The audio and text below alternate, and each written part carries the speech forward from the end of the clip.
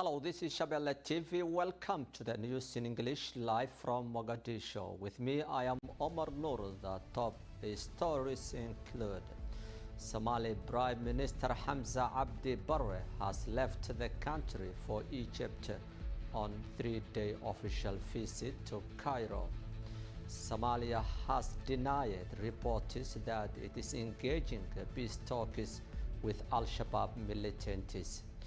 Puntland state is in electoral crisis as several political parties have boycotted the ongoing voter registration in the federal state of Somalia.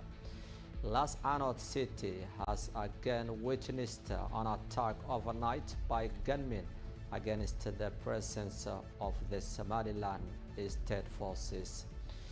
Iraq has just announced that it will write off the debts for Somalia as the country struggles for debt relief under term conditions.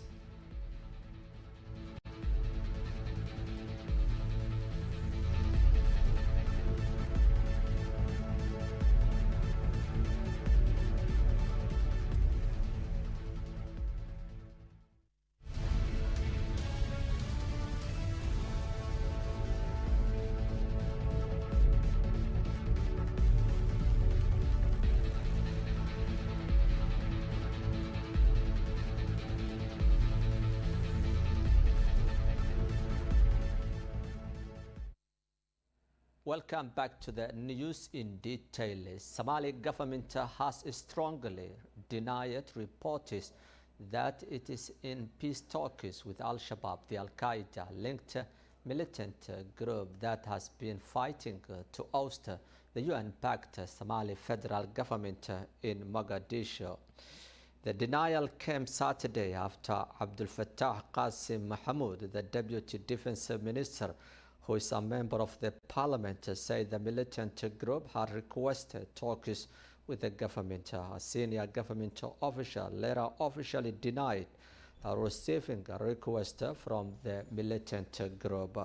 We have not received any requests from the group. National Security Advisor Hussein Sheikh Ali told the viewers Somali service in an interview. The minister said he was misquoted. Ali said that the government's position on Al-Shabaab has not yet changed. Our policy toward talks with Al-Shabaab remains the same, he wrote in a message via WhatsApp.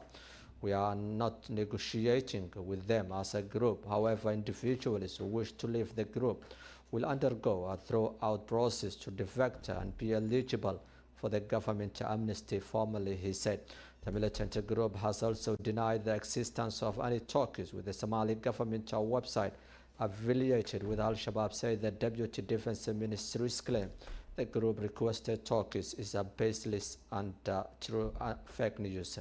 I can confirm that there is not any talks with the Somali government between Al-Shabaab and the federal government, said Al-Shabaab. The militant group official further relied on the possibility of talks with the Villa Somalia, the seat of the Somali government. In the past, the group has expressed distrust in the opening dialogue with the Somali government. In January 2018, the Al-Shabaab group's official spokesperson Ali Mahmoud Ragi Ali Dere said dialogue is more dangerous than the weapons of the mass destruction. We heard from the invitalists and our state is repeatedly stating that they are open to talks with the Mujahideen. He told Al-Shabaab Radio Andalus, this is how the invitalists use dialogue as approach to misguide the Muslims and destroy Muslims' cause, he said. The spokesman for the Al-Shabaab group said, I aim was to divide the Mujahideen into groups so they can support the group. Saturday, President Hassan Sheikh Mohamud appointed Abdullah Mohamed Noor as senior presidential advisor for preventing and counter-terrorism, violence, extremism. Noor had previously served as the country's internal security minister. Somalia has been waging a war against Al-Shabaab for the last 3 months, and the government said it recaptured dozens of villages in Hiran, Middle Shabelle, as well as Galgaduud in central Somalia.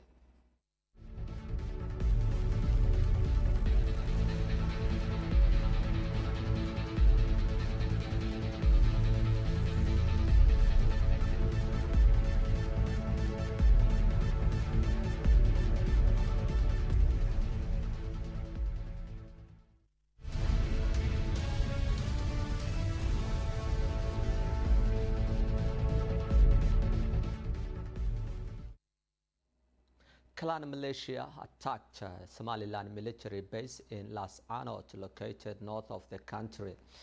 On Saturday night, heavily armed gunmen from the local clan militia in Las Anot staged an attack against the Somaliland troops based in the city of Las Anot, where protests have been ongoing for the last 2 weeks against the presence of the Somaliland state forces. The attack has inflicted casualties on the Somaliland soldiers, as confirmed by the local eyewitnesses. The attack came hours after the Interior Minister of Somaliland, Mohamed Kahin, has arrived in the city to visit the troops in the city. At least 20 Somali people, mainly civilians, have been killed during the violent protests in Las Anot, the capital of Sol region in northern Somalia. Las Anot has been the flashpoint of the conflict between Puntland and Somaliland forces for the last 10 years, and the Somaliland claims the city is in its territory.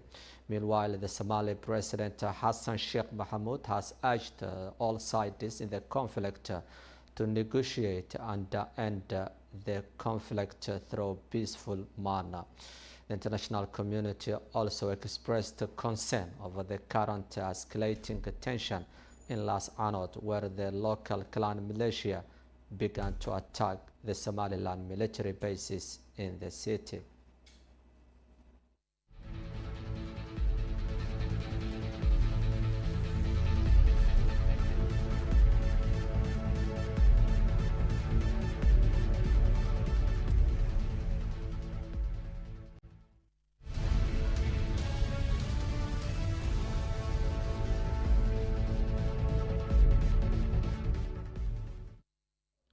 Somalia Prime Minister Xamza has left the country on Sunday morning for Cairo, an official visit to Egypt. In a statement released by his office, the Prime Minister will pay a 3-day visit to Egypt for the first time since he was appointed as the country's Prime Minister last year.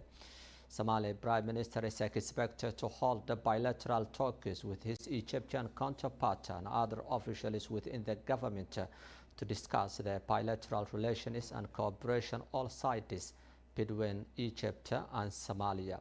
Egypt has developed closer relations with Somalia since the election of current President Hassan Sheikh Mohamud, who paid his first visit to Cairo in July last year.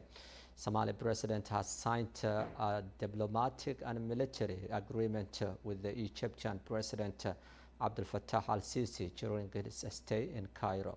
Egypt is in deadlock with Ethiopia over the Nile Dam at the moment. Somalia has been improving ties with Arab countries for the first time since the election of Hassan Sheikh Mohamud as the 10th president of the Horn of Africa country.